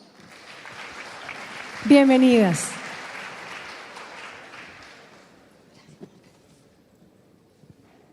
¿Cómo van? ¿Cómo se sintieron un poco conectadas con el tema desde la otra mirada, desde la academia? ¿Sí? Totalmente. ¿Estaba por ahí el asunto? Totalmente, porque hablar desde el terreno de la salud pública es lo que se necesita en este momento. Nosotros damos nuestro pequeño testimonio, pero lo que se necesita es que se tomen medidas y, bueno, aprovechar este año internacional de la salud mental, porque en realidad eso es lo que está sucediendo, como plataforma para que haya transformaciones verdaderas en el acceso a la salud mental. Yo quisiera que en este momento ustedes me respondieran a lo que voy a preguntarles como quieran, en el orden que quieran, porque quiero que de verdad tengamos una charla cercana frente al tema, porque ustedes nos van a hablar desde lo cotidiano y sobre todo desde la experiencia, la vivencia y el corazón. Entonces, quisiera comenzar por devolvernos un poco a ese momento en el que cuando estábamos empezando este panel, le pregunté a la doctora Lina, o le preguntábamos también de acuerdo a unas estadísticas que vimos en pantalla, si era posible tener una vida normal cuando se tiene un diagnóstico de un trastorno mental. ¿Es posible tener pareja? ¿Es posible trabajar? ¿Es posible tener amigos? ¿Es posible tener familia? ¿Se puede? Bueno, empiezo yo. Tengo un trastorno bipolar. Estoy diagnosticada hace 15 años más o menos. Es decir, yo puedo tener oscilaciones de mi estado de ánimo, desde manías hasta depresiones muy fuertes. Y sí, tengo una vida normal, totalmente productiva. Escribo, soy periodista, tengo un marido, tengo 2 hijos y llevo una vida absolutamente feliz y plena de sentido. Y sí, soy una enferma mental. Lo digo hoy aquí sin miedo al estigma, porque desde que publiqué el libro he aprendido a abrir una conversación sobre la enfermedad mental. Y de eso se trata, de estar en estos escenarios, de contarles que sí tenemos derecho a existir, que tenemos derecho a llevar vidas plenas y que no nos tengan miedo, que realmente pues somos personas como ustedes que están aquí sentados y como me ven, pues no tienen por qué tenerme miedo, y como yo somos muchísimos los enfermos mentales. Piedad. Bueno, también quisiera yo saludar a Adriana Guillén, darle las gracias. Me parece que es muy importante lo que está sucediendo aquí hoy. Darte las gracias también a ti, Margarita. Decir que estoy muy, muy contenta de estar con Catalina, que escribió un libro muy valiente, muy hermoso, que yo tuve el privilegio de presentar en su momento. Y bueno, como yo voy a hablar desde la experiencia, no sé si todos los que están aquí saben que yo tuve un hijo, mi hijo menor y mi único hijo varón se llamaba Daniel, que se suicidó cuando tenía 28 años y que padeció durante 10 años una enfermedad mental. Y quisiera contarles que Daniel, primero que todo, fue un estudiante excelente mientras fue estudiante de bachillerato. Luego pasó en la universidad y estudió arte, también con muy buenos resultados académicos. Creo que era muy brillante académicamente. Hizo su especialización en arquitectura, fue profesor de niños y pasó en 4 universidades en los Estados Unidos. Ingresó a la Universidad de Columbia y en la Universidad de Columbia las circunstancias se pusieron sumamente difíciles. Creo que esas universidades con esas exigencias tan tremendas, a pesar de que están sumamente bien preparados, me parece, para enfrentar estudiantes con discapacidades. De todas maneras, lo que pasó en esos últimos 10 meses en la ciudad de Nueva York fue, yo no digo que absolutamente definitivo, tal vez él estaba condenado al suicidio, no lo sé, pero de todas maneras fueron desencadenantes muy fuertes que lo llevaron a tomar esa decisión. Lo que les quiero decir cuando les hago el recorrido de lo que hizo Daniel es que yo estoy convencida de que personas con enfermedades a veces, digamos, muy duras, como es la esquizofrenia, en el caso de Daniel, son capaces de hacer sus trayectorias de estudio, de trabajo. Daniel dejó una obra extraordinaria, una obra pictórica que tuvo su momento de exposición en el García Márquez de Bogotá, ¿sí? O sea que fue avalada esa obra por sus maestros y por la gente que la consideró a la hora de la exposición, y pienso que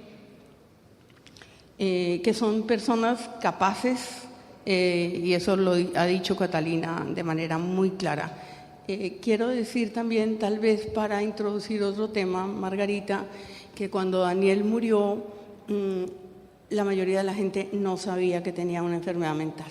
No lo sabían sus primos, no lo habían sabido sus novias, no lo sabía una de sus abuelas. Quiere decir que él tuvo un control tremendo sobre su enfermedad, pero sobre todo porque tenía un terrible miedo al estigma, y que nosotros hicimos un silencio respetuoso en relación con eso, porque entendimos que él tenía mucho miedo a raíz de una circunstancia adversa. Cuando él dijo algo extraño al lado de una de sus amigas, su amiga se asustó muchísimo y dejó de tratarlo. Entonces él decidió que no iba a contar que tenía una enfermedad. Entonces, que estamos aquí también en una pelea contra el estigma, y que yo creo que ese es uno de los objetivos fundamentales que estamos trabajando hoy aquí. Y justamente sobre el estigma, también lo mencionaba el doctor Clement, el autoestigma, ¿no? Que es cuando la persona no reconoce la enfermedad o cuando la sociedad simplemente rechaza al enfermo, al paciente. Yo quisiera que nos contaran, porque el estigma, digamos, camina con la persona que tiene el trastorno mental en sus diferentes escenarios. ¿Cómo ha sido ese estigma, por ejemplo, en el trabajo, Catalina? ¿O cómo fue para Daniel, lo que nos contabas ahora con esta amiga? Pero también en tu libro tú narras el momento en el que Daniel se suicida y cómo se le cuenta a la familia qué fue lo que pasó, que ese es el otro estigma, ¿verdad? ¿Cómo ha sido esto, por ejemplo, con el encuentro con los servicios médicos? ¿Cómo fueron las barreras, si las hubo o no, dentro de esos estigmas para poder obtener un diagnóstico? ¿Nos cuentan, por favor, cada una desde sus experiencias? Sí, durante muchos años trabajé en silencio. Yo tomaba decisiones de portadas de revistas, de titulares, y las tomaba con un trastorno bipolar, pero en silencio. La enfermedad no se contaba, no se hablaba. Cuando fui diagnosticada también sabían únicamente mis hermanas y mi esposo, y tengo una familia supremamente ampliada y 2 o 3 amigas. Ese silencio es una tortura absoluta, porque uno se siente como si fuera culpable, como si estuviera sucio.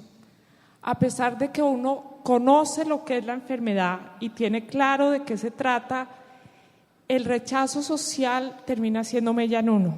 Finalmente decidí hacer pública mi enfermedad, y al contar el libro me he liberado yo, pero he encontrado montones de personas supremamente solas en su enfermedad mental.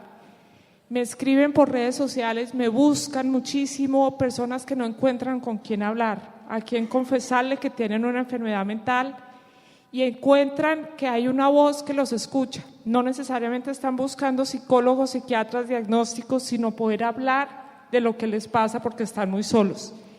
Y respecto al servicio médico es muy difícil. Me han pasado muchísimos incidentes con médicos psiquiatras y no psiquiatras respecto al rechazo que he tenido como paciente.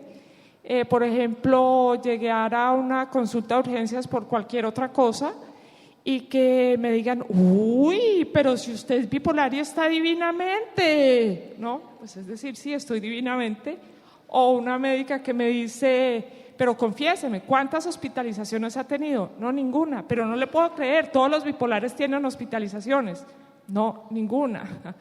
O, por ejemplo, en el parto de mi segundo hijo, yo tuve una cosa que se llaman ataques de pánico, son horrorosos. Y por supuesto no quería tener uno en el trabajo de parto, no sé si lo puede tener, medicamento no tengo ni idea si es posible, pero yo tenía un medicamento al lado por si me daba el ataque, porque eso sumaba contracciones, pues es una combinación horrorosa. Y la médica que estaba al lado mío veía el ansiolítico y me decía, uy, pero usted sí es débil, usted no va a ser capaz de tener este trabajo de parto, y me lo dijo varias veces en ese momento. Hubo una muy interesante con un psiquiatra. Existe un medicamento que es controlado, entonces las fórmulas duran pues el mes. Me robaron mi billetera volvió a aparecer, pero en el tiempo en que no lo tuve estaba la fórmula del remedio y cambió de mes. Entonces fui a una clínica del sistema nervioso para que me actualizaran la fecha para poder comprar mi medicamento. Y el médico me mira arriba abajo y me dice, hay que prever. O sea, realmente no sé qué podía prever, que me iban a robar la billetera. Me parecía supremamente complicado, pero esos son los estigmas que he tenido los mismos médicos que me atienden, y que yo, por fortuna, me considero una persona privilegiada, que he podido aprender, leer, educarme y puedo manejar esas situaciones, pero estoy segura de que para muchos pacientes son supremamente dolorosas.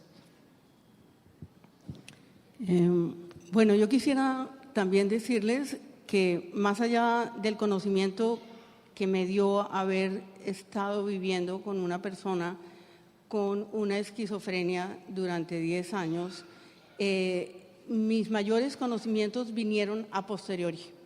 Después de que yo publiqué el libro, empecé a recibir innumerables cartas y además me senté a tomar innumerables cafés con papás que tenían a sus chicos con enfermedades mentales. Recibí cartas de esos mismos muchachos contándome historias muy conmovedoras, muchos de ellos con una sensibilidad y una inteligencia extraordinaria, cartas que conservo porque las conservo como verdaderos tesoros. Y bueno, digamos, he hecho un acopio inmenso de saber, porque me empezaron a invitar también a los médicos, las sociedades de psiquiatría, etcétera, etcétera. Entonces, digamos que he sumado una experiencia posterior. Una de las cosas que me parecen importantes de decir también es que tenemos que tener cuidado con el lenguaje. Ayer yo veía en el periódico El Tiempo que decía, fulano de tal escribió una novela sobre un esquizofrénico. Yo creo que, como me dijo Catalina ayer, yo no me defino por la enfermedad, me dijo Catalina. Yo creo que hay que decir, es una persona que tiene esquizofrenia o es una persona que tiene una bipolaridad. No es un esquizofrénico, porque eso es reducir a la persona a la enfermedad que tiene. En cuanto a lo que hablabas del estigma, bueno, ya conté que Daniel tenía mucho miedo y por eso cayó, lo cual le debió significar un esfuerzo adicional horrible al de ya tener que soportar todo lo que una enfermedad de esas trae, que a veces son alucinaciones auditivas, ansiedad, insomnio, etcétera, etcétera. Cuando Daniel murió, y eso es una de las cosas que yo cuento en mi libro, inmediatamente esa misma noche, cuando llegamos a Nueva York, mi marido, mis 2 hijas y yo tomamos la determinación de poner en su muro de Facebook, lamentamos decir que Daniel se dio muerte por su propia mano, porque somos personas convencidas de que el suicidio es también una opción humana, una opción que ojalá no se consumara. Hay que hacer campañas muy grandes por la prevención del suicidio, pero si hay un suicidio no hay que decir que fue un infarto, porque tenemos vergüenza de una determinación que es la más humana de las determinaciones y además que entraña una enorme valentía. Cuando lo despedimos tanto en la Universidad de Columbia como en la Universidad de los Andes, que fueron las 2 ceremonias de despedida porque queríamos algo académico y no religioso, lo que yo hice como madre fue informar a la gente que lo lloraba que Daniel había tenido que soportar durante muchísimos años una enfermedad mental. Ya que Daniel no estaba, ya que eso no le podía hacer daño, nosotros tomamos la determinación ética de decir que ese suicidio se debía, para que no hubiera especulaciones, al dolor que durante muchos años tuvo que soportar con una enfermedad mental. Entonces yo pienso que en el comienzo, digamos que en nuestra familia eso estaba claro y que cuando yo escribo ese libro, lo escribo también con esa decisión de hacer público un problema, que es el problema de la enfermedad mental por un lado, de el respeto que debemos tener al suicidio por otro, ¿sí? Y también analizar una serie de elementos ahí. De esto podríamos hablar horas y horas porque la experiencia da para mucho. Yo quisiera hacer énfasis en una cosa. De las muchísimas cartas que yo recibí, pude deducir las deficiencias absolutas de la salud mental para la gente sin medios económicos. Y durante en muchísimas ocasiones me reuní con padres que se sentían absolutamente impotentes, primero porque no podían pagar las consultas privadas. Una consulta privada de un psiquiatra en esta sociedad oscila entre 180,000 pesos, la más benevolente de una persona recién egresada, hasta 320,000 pesos la consulta. Esas consultas tienen a veces que ser 2 veces a la semana. Entonces se convierte el ejercicio de la psiquiatría en el privilegio de una élite, en un país donde las diferencias económicas son enormes. ¿Qué pasa con la psiquiatría en la salud pública? O por lo menos lo que a mí me tocó vivir y durante estos años he podido más o menos constatar que las consultas se dan más o menos cada 20 días. Las consultas duran 40 minutos. Se privilegia sobre todo la medicación. No hay tiempo para hacer un acompañamiento verdadero desde el punto de vista psicológico, cosa absolutamente definitiva y que me consta a Daniel le sirvió muchísimo para llevar una vida relativamente normal, porque nosotros hicimos el esfuerzo de que estuviera con la medicina privada, ¿sí?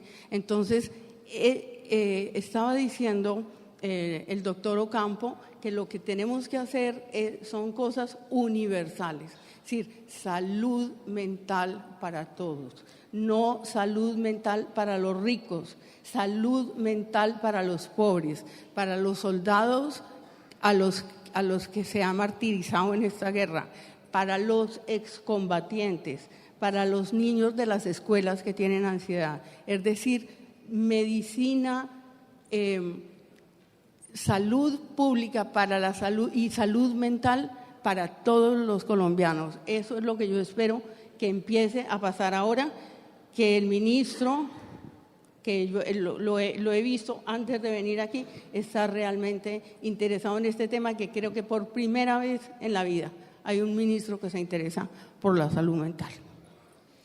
Y por eso es tan importante visibilizar el tema.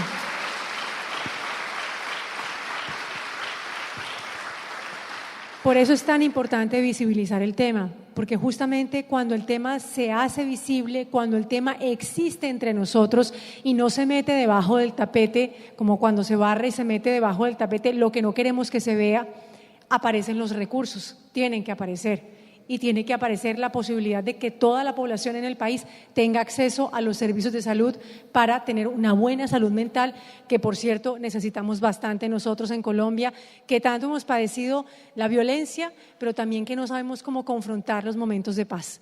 Yo quisiera preguntarles ahora, que también fue una pregunta o un tema que se habló con los otros panelistas, y son los detonantes. Ellos nos hablaron de algunos detonantes, yo les mencioné otros tantos, y esto era de una manera muy general, hablando de país. A nivel personal, esos detonantes, ¿cuáles fueron? ¿Cuáles creen ustedes que fueron? Porque, por ejemplo, la doctora Lina tocaba un punto muy especial, y es el de la violencia soterrada que vivimos, por ejemplo, en una ciudad como Bogotá, donde es normal tener miedo a la hora de usar el transporte público, donde es normal de pronto no hablar porque alguien puede hacernos daño en el semáforo de la esquina de nuestra casa. ¿Cuáles fueron esos detonantes que llevaron a que la enfermedad tuviera un proceso en el que se buscara un diagnóstico, y cómo fue la vida después de haber obtenido ese diagnóstico? Bueno, mis primeros síntomas, como les dije, fueron los ataques de pánico, y está claro que el estrés es un detonante definitivo de la enfermedad mental, y tuve un estrés prolongado muy fuerte. Se murió mi mamá, se murió mi papá a los 8 meses, al mes me enamoré, a los 5 meses me casé y al año nació mi primer hijo a cuidados intensivos. Todo eso junto, por supuesto, pues es un estrés muy fuerte, y terminé con ataques de pánico. Pero el diagnóstico para llegar a un trastorno bipolar fue muchísimo más largo. En general es una enfermedad que no es fácil de diagnosticar, porque además de las depresiones, pues hay que tener el otro polo, que es por la manía. Entonces, hasta que no la tuve, no hubo ese diagnóstico. Pero lo que sí sucede es que en este camino uno hace un esfuerzo muy grande por poder encontrar una respuesta a lo que le sucede a uno, porque hay un revuelto de emociones físicas, emocionales, mentales, y cuando a uno le dan un diagnóstico, uno siente un alivio, uno siente que encontró una respuesta a algo de lo que le está pasando a uno en todo su ser cuando está en crisis. Claro, uno no vive en crisis, ¿no? Uno lleva una vida normal y aparecen pues ciertos síntomas. Llegar a ese diagnóstico es una gran ayuda, pero son muchísimas las personas que pasan por un médico y otro sin que les den un diagnóstico, y en la medida en que no hay diagnóstico, pues no puede haber un buen tratamiento. Y en el caso del trastorno bipolar se suma algo adicional, y es que no todos los medicamentos le sirven por igual a todos los pacientes. Entonces, encontrar los medicamentos que son para ese caso específico pues hacen la situación aún mucho más difícil. Luego, el diagnóstico es muy útil, y ojalá las personas pudieran tenerlo, pero además se atrevieran a preguntar si es posible ese diagnóstico y no tenerle miedo, porque es una respuesta más que una advertencia. Bueno, como aquí vinimos a decir cosas incómodas, yo tengo que decirles que, bueno, sí, hay una predisposición a la enfermedad mental. Yo creo que eso no lo podemos negar, que tiene que ver con unas cuestiones biológicas, etcétera. En el caso de Daniel, uno de los detonantes fue un medicamento contra el acné que se llama Roacutan, ¿sí?, que le dan a muchísimos adolescentes. Según mis investigaciones, más o menos a un 2 o 3% de los muchachos que toman Roacutan les puede dar una enfermedad mental, se les puede precipitar una enfermedad mental. Les voy a contar cómo sucedió. Él le dio un acné tremendo que parece que también es una sintomatología de que algo no está yendo bien, a lo mejor mentalmente también, ¿no? Entonces apelamos a muchas cosas y cuando ya no tuvimos más remedio, entonces fuimos al Roacutan, pero jamás le hacen a uno firmar una serie de documentos porque no se puede engendrar hijos, porque hay que tener mucho cuidado, hacer unas supervisiones del hígado, es decir, es un medicamento sumamente delicado, pero que en un término relativamente corto deja la piel muy bien. Jamás me hablaron de enfermedad mental, ni tampoco la dermatóloga que nos atendió hizo un estudio, digamos, de cuál era dentro de la familia, genéticamente hablando, la predisposición a la enfermedad mental. Daniel empezó a tomar el medicamento y a los 3 meses entró en una depresión tremenda, que se fue convirtiendo en una depresión profunda y que terminó en un primer episodio psicótico. ¿Sí? Y ahí el detonante de una enfermedad muy grave que es la esquizofrenia. Cuando yo saqué eso en una columna en El Espectador, los dermatólogos escribieron una carta diciendo que eso no era verdad, que el Roacutan no era detonante posible de la enfermedad mental. Si ustedes abren el medicamento Roacutan y miran ¿cómo se llama eso? Bueno, miren el catálogo que viene ahí, cómo se llama, la posología, etcétera, etcétera, van a ver qué dice, porque obligaron en un determinado momento, tanto en Colombia como en el exterior, van a ver qué dice. Este medicamento puede producir depresión, episodios psicóticos e intentos de suicidio, ¿sí?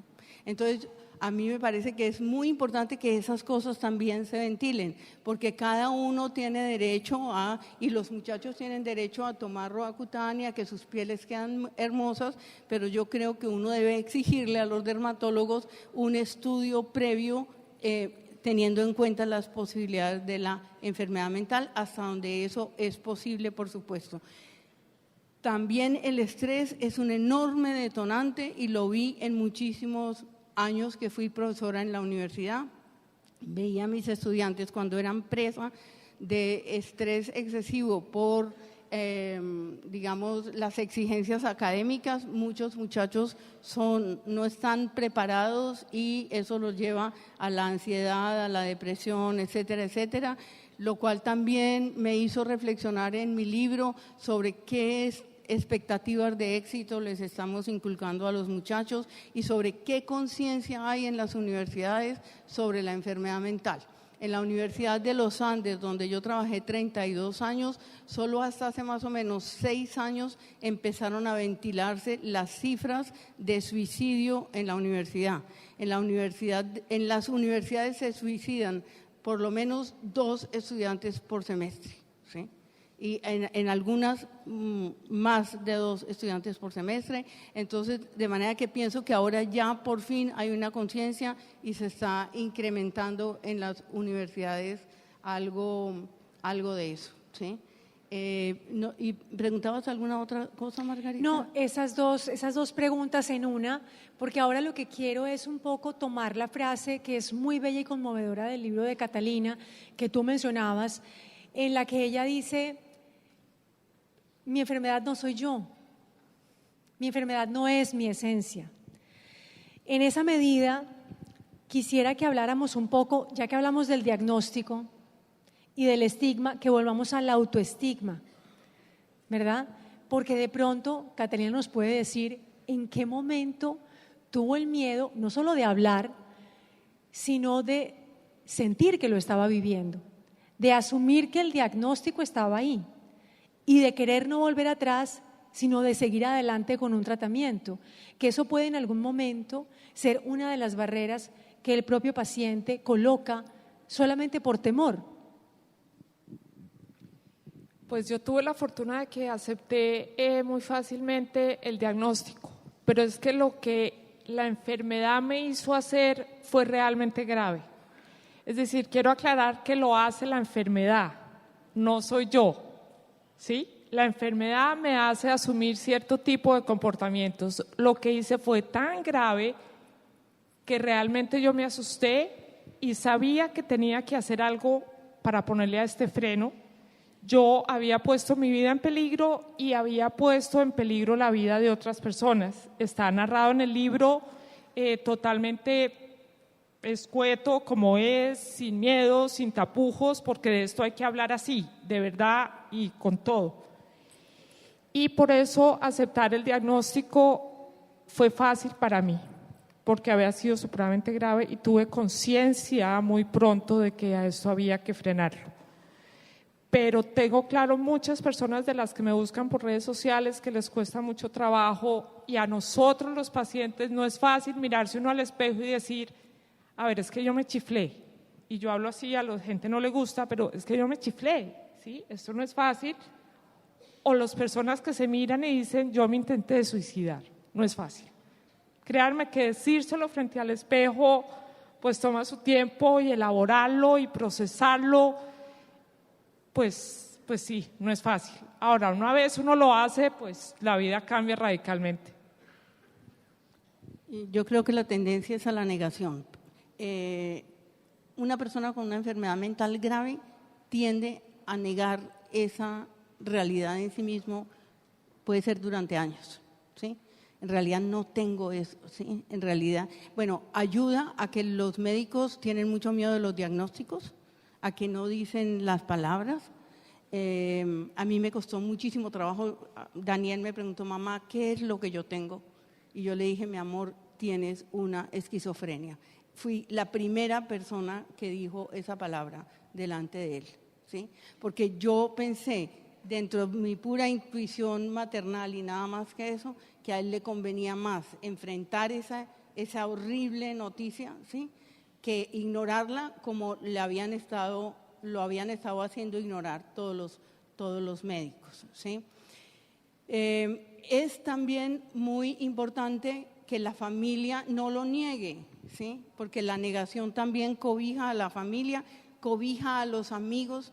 Daniel de pronto hizo cosas delante de sus amigos que sus amigos no vinieron a contarme. Si ellos me hubieran contado cosas como que salió del cine corriendo, no sabíamos por qué, a mí me habría sido más fácil ayudarlo. Entonces siempre pienso que en las compañías, ¿cierto?, en las empresas, en los colegios, tendrían que aleccionar más sobre lo que es la enfermedad mental, para cuando vean a alguien haciendo algo que les parece raro, por lo menos alerten y entonces rápidamente se acuda en auxilio de la persona. Y también quiero decir una última cosa, porque yo sé que tenemos aquí poco tiempo y además viene el ministro, y es que las personas con enfermedad mental tienen miedo al encerramiento. Daniel nunca estuvo encerrado, ¿sí? Pero los métodos de encerramiento en este país continúan siendo absolutamente medievales. Cuando médicos españoles leyeron mi libro, no podían creer lo que pasa. Les voy a poner un solo ejemplo. Tuve una estudiante con una bipolaridad que la llevaba a momentos gravísimos que obligaban a internamiento. Yo llegué a la clínica La Paz, digo el nombre, con una caja de chocolates y unos libros para mi estudiante. No me dejaron entrar después de que ella llevaba más de un mes internada, porque no era ni la mamá ni una hermana. Me confiscaron los chocolates y me hicieron devolver los libros y nunca se los hicieron llegar. Entonces, a ese nivel de deshumanización estamos enfrentados en esas instituciones, sobre todo cuando son instituciones, me da pena decir esto así, donde no se están pagando sumas suficientes, porque creo que en otras clínicas donde la persona está pagando, las cosas pueden ser un poquito más laxas. Entonces, tienen toda la razón las personas que tienen enfermedad mental a temer a esos internamientos, ¿no? Y por supuesto a muchas otras cosas. Y ahora, para cerrar y de manera muy breve, yo quisiera que habláramos de ¿Cuál es? Porque nuestro propósito aquí es convertirnos en cuidadores de la salud mental, en unos guardianes de la salud mental. No solo visibilizar el tema y sensibilizarnos frente al tema, sino en tener estrategias para que podamos ser nuestro apoyo y el apoyo de otros, desde el lugar social que vivamos, ¿no? En el que estemos, para la familia, para los amigos, para los empleados, para quien sea que esté cerca de nosotros. ¿Cuál ha sido para ustedes, o cuál fue, o cuál es el mayor apoyo que recibieron? ¿Cuál es la mejor ayuda que uno puede recibir de la familia, de la pareja, de quien sea? ¿Cuál es el mayor apoyo que una persona que tiene un trastorno mental puede recibir para nosotros poder aprender y poder entregar esa ayuda? Indudablemente lo mejor es que no nos rechacen y que no nos juzguen y que no nos hagan sentir culpables. Yo creo que eso es fundamental. Nosotros no estamos aquí como enfermos mentales porque queramos. Créanme que no lo queremos. Entonces no nos juzguen, no nos rechacen y no nos hagan sentir culpables.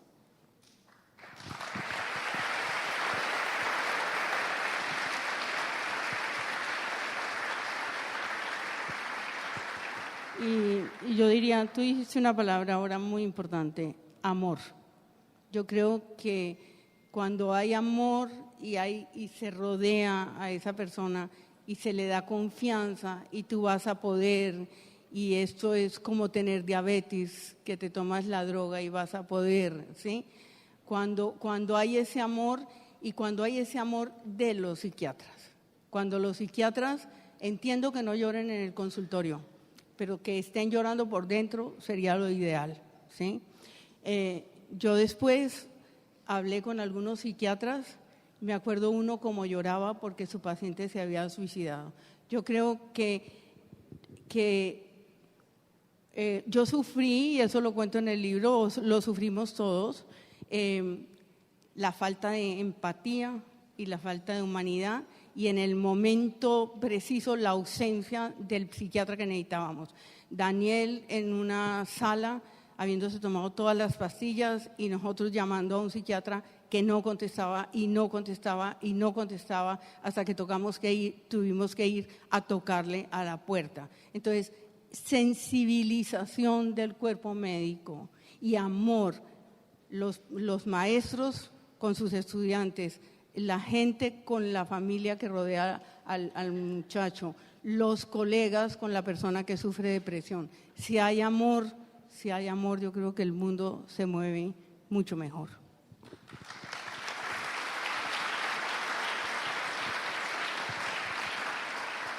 Catalina, muchísimas gracias. Piedad, muchísimas gracias. Son ustedes no solo valientes, sino valiosas para lo que necesitamos en este país y lo que necesita esta humanidad.